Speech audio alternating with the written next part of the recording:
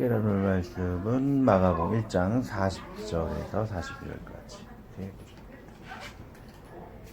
마가복음 1장 40절에서 42절까지 세 구절입니다.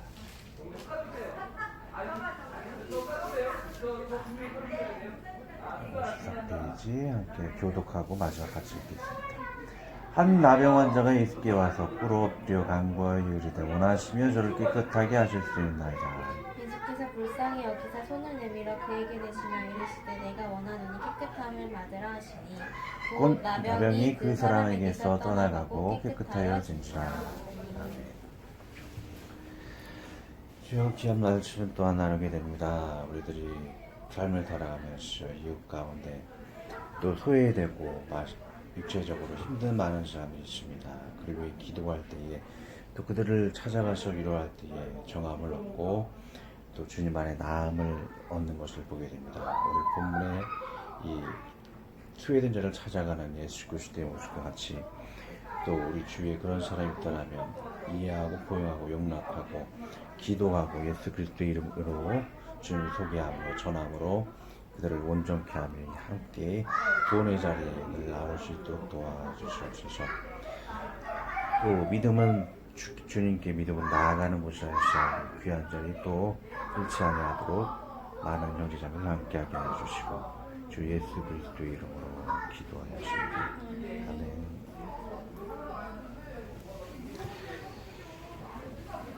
자, 오늘 말씀 40절. 한 나병 환자가 예수께 와서 꿇어 엎드려 간구하여 이르되 원하시면 저를 깨끗하게 하실 수 있나이다. 그러죠. 자, 오늘 나병 환자의 믿음을 보게 됩니다. 꿇어 엎드려 간구하여 주님께 나와서 꿇어서 나오고 있는 그런 모습을 보게 됩니다. 자, 믿음의 그 행위에는 두 가지 그 모습이 있다 그랬죠. 로마서에서는 양과 소의 그 제사 드리는 것, 폐해야 할 그런 행위죠. 그런 행위는 절대 해서는 안 되고 그것에 대한 믿음을 가지고 있다라고 하는 것은 저주받는 그런 모습이라고 할 수 있죠. 근데 확실히 끊어내야 해야 할 믿음의 행위가 있죠. 그 야고보서의 행위는 하나님께 믿음의 온전한 진실한 믿음을 가졌기 때문에 거기에 따르는 열매의 그런 행위라는 거예요. 그래서 로마서의 행위와 야고보서의 행위는 다르다는 것이죠. 다시 말합니다. 로마서의 행위는 양과 소의 제사, 폐해진 것이고 양과 소의 제사를 다시 따른다고 하는 건 저주받은 자의 모습이고, 자, 야고보서의 행위라는 것은 온전한 예수 그리스도의 믿음을 가졌기 때문에 그에 따르는 사랑의 열매, 주님께 나오는 그런 열매라는 것이죠. 자, 이 나병 환자는 제가 얘기했던 그 행위의 열매를 맺은 것을 볼 수가 있죠. 예수님을 믿었기 때문에 주님께 꿇어 엎드려 간구하는 그러한 진실한 믿음을 소유를 하는 것을 볼 수 있다라는 것이죠. 이게 좀 안 왔던 형제가 좀 들었어야 되는데 우리 많이 이 얘기를 했기 때문에 갈라디아서 5장 6절에 그걸 확실히 로마서와 야고보서가 다르다는 것을 이야기하고 있죠. 갈라디아서 5장 6절 읽으면 그리스도 예수 안에서 할례나 무할례나 효력이 없으되 사랑으로서 역사하는 믿음뿐이라 그러죠. 할례나 무할례 같은 그 양과 소의 제사 그런 폐해져 버린 율법 같은 건 아무런 효력이 없어요. 근데 사랑으로 역사하는 믿음이라고 했기 때문에 진실한 믿음을 가진 자에게는 사랑이 역사하고 주님께 나오는 모습으로 열매를 맺게 된다라 그랬죠. 그래서 꼭 기억을 해야 할 것입니다. 자, 이런 야고보서의 그런 행위의 모습을 성경에서도 많이 이야기하고 있어요. 요단강과 홍해를 건널 때에 그들이 발을 먼저 디디는 모습을 볼 수가 있죠. 그렇게 발을 디디면서 믿음에 따라 그렇게 주께 나아가는 순종하는 모습을 볼 수가 있고 그의 심령에 또 변화가 있었죠. 마가복음 9장 23절을 보면 예수께서 이르시되 할 수 있거든이 무슨 말이냐 믿는 자에게는 능히 하지 못할 일이 없느니라. 주님 저를 할 수 있거든 저를 고칠 수 있겠습니다. 이렇게 심령으로 주님께 고백하는 것을 볼 수가 있죠. 주님은 더 큰 믿음을 요구하고 있는 것을 볼 수가 있어요. 자, 할 수 있거든이 무슨 말이냐. 너 믿는 자에게 믿지 못한 일이 없네요. 모든 것이 다 가능하다라고 주님이 더 큰 믿음을 요구하고 있는 것을 볼 수가 있죠. 자, 우리 주일학교 같은 친구들 같이 찬양을 할 때 더 큰 목소리로 하나님께 고백하는 그런 큰 믿음의 모습을 볼 수가 있는데, 우리 또 작은 목소리보다 담대하게 크게 고백할 수 있는 그런 믿음이 되어야 할 것입니다. 자, 또 요한복음 9장 7절을 보면 믿음의 행위 등을 볼 수가 있는데, 이르시되 실로암 못에 가서 씻으라 하시니, 실로암 번역하면 보냄을 받았다는 뜻이라. 이에 가서 씻고 밝은 눈으로 왔더라. 자, 실로암 가서 씻으라 갔을 때 씻지 않고 가만히 있지 않았어요. 실로암 못에 가서 씻으러 가서 눈이 낫게 되는 것을 볼 수가 있죠. 자, 그 믿음이라는 것이 마음으로만 믿을 뿐만 아니고 그가 행동에 따랐을 때에 그 믿음의 열매가 온전히 맺혀지는 것을 볼 수가 있습니다. 자, 이런 야고보서에 이야기하는 그런 행위 같은 것 굉장히 중요하죠. 자, 이러한 것과는 틀리게 이 도덕적 폐기론자들은 그런 행위라든지 사랑의 열매라는 것이 이거 필요 없다 그러죠. 그 전에 이야기했듯이 이들은 구원파 이단인 것이죠. 이런 야고보서의 행위와 그 로마서의 행위가 다르다는 것을 구분을 못하는 거예요. 그래서 로마서에 폐기된 양가소의 제사, 편례와 같은 그런 것과 사랑의 그런 행위를 동일시 여기기 때문에 동일시 여기게 되면 엄청난 문제가 생겨버리죠. 그래서 뭐 사랑도 행하면은 저주 가운데 있는 것이다. 뭐 그런 믿음에 따라 그런 행위의 열매 죽게 나아가는 것, 사랑의 열매 이런 것은 필요 없다라고 구원파가 이렇게 이야기를 하죠. 그 원인은 로마서의 행위와 야고보서의 행위를 동일시 받기 때문에 그런 엄청난 폐해를 낳게 된다는 것이죠. 역사적으로도 제게 말씀을 드렸습니다. 루터가 열심히 뭐 죄를 많이 범해라 그러면 주님의 은혜를 경험할 수 있을 것이다라는 굉장히 잘못된 그런 이야기를 했죠. 성화를 중요시 않았기 때문에 그런 잘못된 결과를 맺게 된다는 거예요. 우리는 지금 칼빈 신학 가운데 있거든요. 우리가 지금 장로교에서 시작이 된 것은 칼빈 신학이고, 칼빈 신학의 중심은 칭의와 성화와 영화라는 거예요. 중간에 성화, 우리가 예수님의 믿음을 따라서 거룩해지는 것, 사랑의 열매 같은 거 굉장히 중요한데, 이런 것을 강조한 것이 칼빈 신학, 우리가 따르고 있는 장로의 칼빈 신학이라는 거예요. 근데 많은 사람들이 착각을 하고 있는 게, 우리는 루터 신학이라는 것을, 루터 신학은 성화가 빠졌어요. 성화가 빠졌기 때문에 굉장히 많은 오류가 있다라는 것이죠. 그래서 이렇게 성화를 빼먹었기 때문에 나중에는 10년 뒤에는 뭐 유대인을 학살하고 내쫓고 하는 그런 책을 이렇게 만들었던 것을 볼 수가 있어요. 그 영향을 받았던 것이 히틀러였었고, 유대인 학살에 그런 근본을 제공하는 실수를 범했던 것을 봅니다. 그것은 두 가지를 동일시했기 때문에 그런 결과를 낳았다는 것이죠. 제가 얘기 드리는 것은 굉장히 중요해요. 그쪽 로마서 행위와 야고보서 행위를 분명히 갈라디아서 5장 6절은 구분을 하고 있는데, 딱 부러지게 저는 이야기를 하고 있어요. 구절과 그런 내용에 대해서 확실히 구분을 하고 있는데, 만약 이것을 구분하지 못하면 이렇게 많은 믿음에 대해서 거기 학박사를 나온 신학자들의 설교를 많이 들어보면 구분을 못해요. 이것을 구분을 못하면 죽을 때까지 2000년 내내 주님 오시는 날까지 계속 헷갈려 버려요.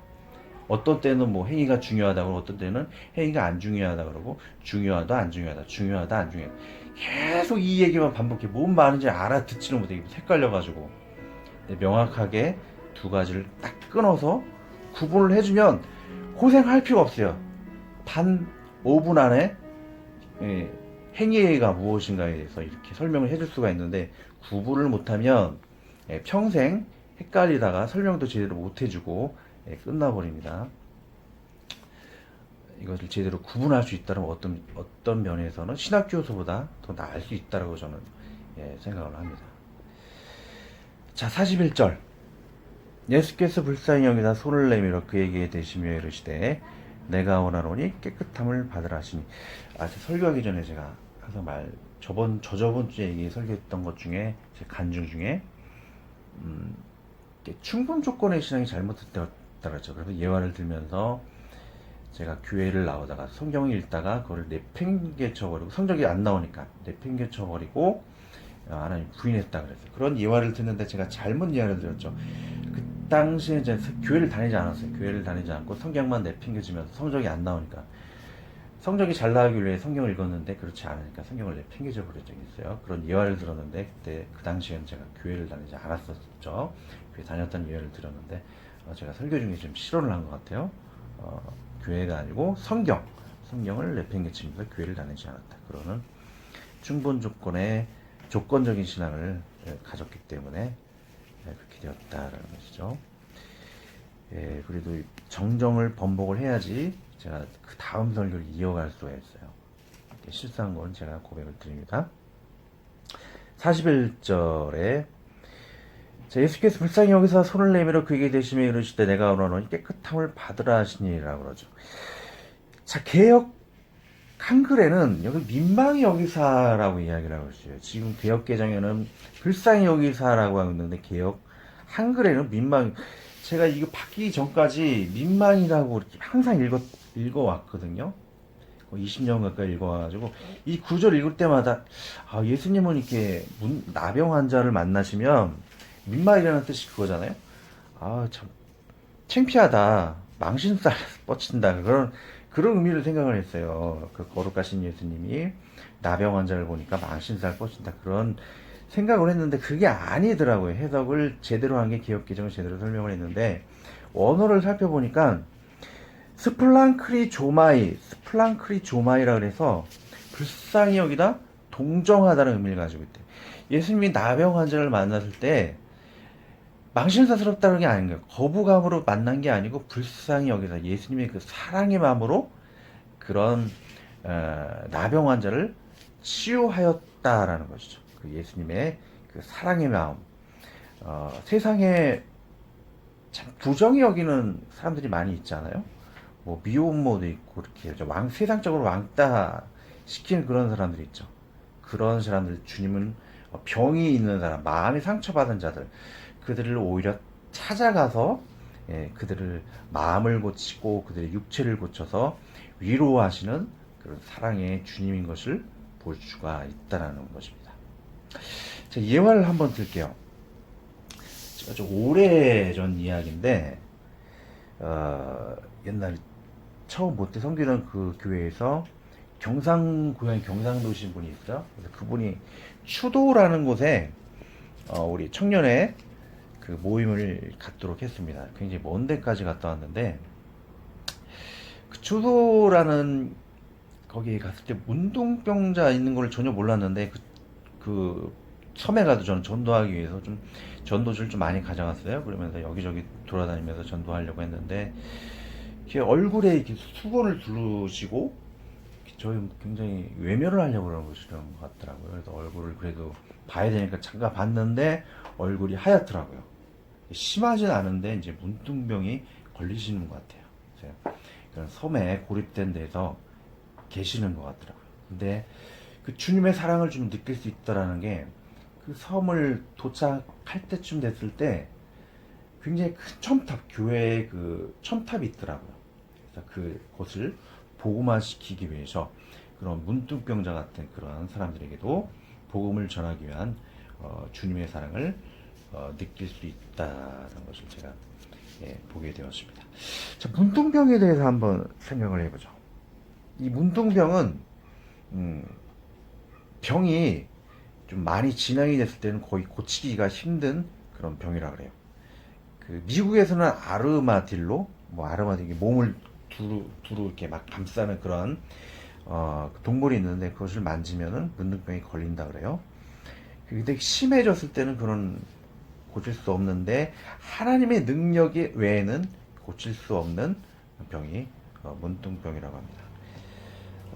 정말 시간이 지날수록 점점점 추해지고 주위의 지인까지 떠나가게 되는 그런 끔찍한 병이죠. 사랑의 주님밖에는 고칠 수 없는 병인 것이죠. 주님이 오늘 본문처럼 고치게 되었다는 것은 예수님이 신성 하나님이라는 것을 나타내는 그런 계기가 된다라는 것입니다. 그럼 점점점 우리의 인생 같지 않아요? 시간이 지날수록 점점 외로워질 때가 있고, 시간이 지날수록 점점점 병 들어가고 나이 들어가는 우리 인간들의 그 병이 문둥병과 같다고 어떻게 비유를 해볼 수 있을 것입니다. 주님은 그런 우리 삶의 죽음의 마지막 순간까지도 함께 하시고 위로하게 하시는, 그리고 또뭐 미혼모 그런 소외된 자까지도 마다하지 않고 찾아가시는, 낫게 하시는, 하나님이 전지하는 능력으로 낫게 하시는 그런 주님의 능력을 더 깊이 있게 생각을 해볼 수가 있죠. 자, 그리고 다시 그 추도의 그 얘기를 한번 더 얘기를 하자면, 거기에 숙박을 안내하신 그 할머님이 있었어요. 할머님이 어떻게 좀 이해하기가 잘, 전도하려고 이렇게 얘기를 하다 보니까 좋은 곳으로 또 안내하시더라고요. 그분이 그 추도의 제일 꼭대기에 파라솔이 하나 있더라고요. 거기 같이 앉으면서 이렇게 전도하려고 노력을 했는데 잘 받지는 않으시더라고요. 믿음이 없기 때문에 교회에 대해, 불교 신자이기 때문에 더 막 교회에 대해서 험담하고 그렇게 막 이야기를 하시더라고요. 근데 또 낭만적인 것은 그 추도, 아무래도 경상도 쪽이 동해 해가 뜨는 게 보이지 않습니까? 그래서 추도에 거기 제일 높은 곳에 파라솔에 앉아있을 때 해가 뜨는 그런 모습에 대해서도 그런 이야기를 하시더라고요. 나중에 그 섬을 떠나게 됐을 때 아무리 전도해도 뭐 간증을 해도 듣지 않으셔가지고 두툼한 전도지를 그 파라솔 위에다가 놓고 저는 그냥 같이 2박 3일 지내고 이렇게 청년들하고 같이 떠나게 되었는데, 20년이 지난 그분은 뭐 어떻게 되었는지 몰라요. 저 믿음을 받으셨는지 안 받으셨는지 모르겠지만, 떠나게 됐을 때 한 50m 저승 정도 떠나게 됐을 때 그 할머니의 어떤 깊은 기쁨의 미소를 제가 보게 되었는데, 어쩌면 그 전도지를 받고 변화가 되지 않을까, 그런 희망을 가져보게 됩니다. 자, 그런 예화를 한번 보게 되었고요. 자, 우리는 이런 예수님의 그러한 외로운 자, 그런 가난한 자를 찾아가신 주님만으로 끝나는 것이 아니고, 우리 주위에 그런 이웃이 있다라면 찾아가서 위로해주고 힘이 되어줄 수 있어야 할 것입니다. 전지전능하신 하나님이 온 우주의 만물이신 주님께서 계시기에 우리의 그러한 위로의 일들을 도와줄 수 있다라는 것이죠.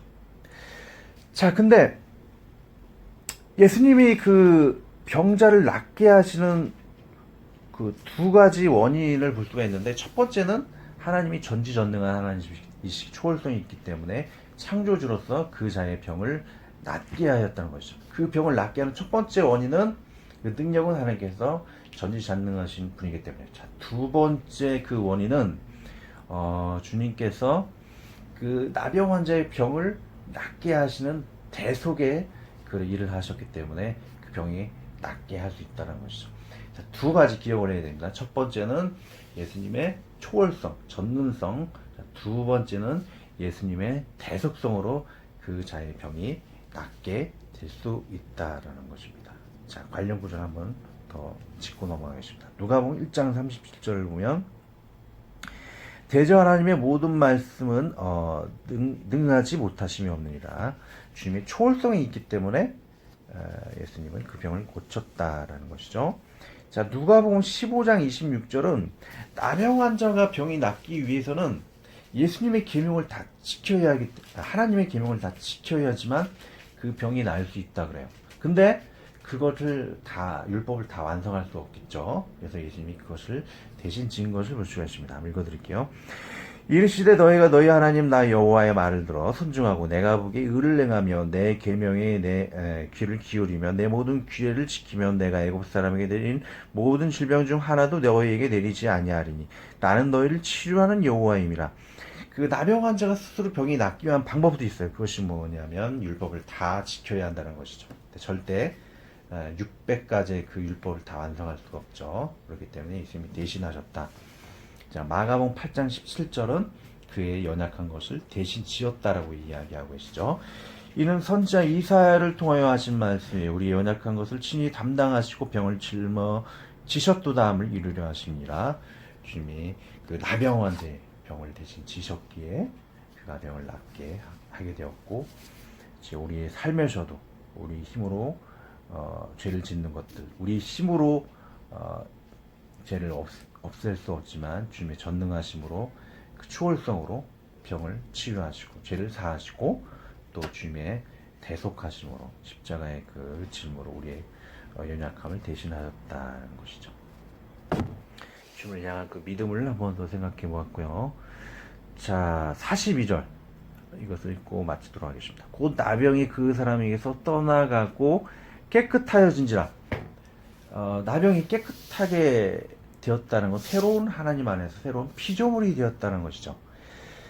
자, 베드로전서 1장 19절은 예수님의 그 보배로운 피로 이 사람이 새로운 피조물이 되었다는 것을 나타내고 있는데, 오직 흠없고 점없는 어린 양 같은 그리스도의 보배로운 피로 된 것이라.